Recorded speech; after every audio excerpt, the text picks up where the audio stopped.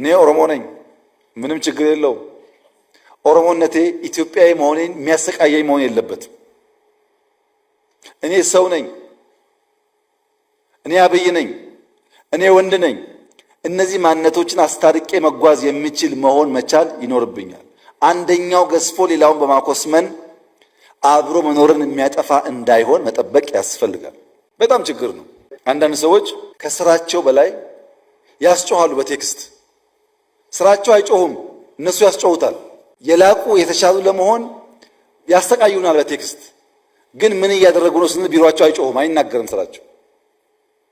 ይሄ የኢሞሽናል ኢንተለጀንስ ችግር ነው። ሰው ሊያቅ ይችላል ያለሁበትን ነገሩ አለመገንዘብ ማለት ነው። ከሚሰራቸው ሰዎች ጋር ሰላም የላቸውም፣ ሌላ ስራ ግን ይመኛሉ። ባሉበት ሰላም የለም፣ ግን መንግስት አዳዲስ ስራዎች እንዲያመጣ ይጠብቃሉ።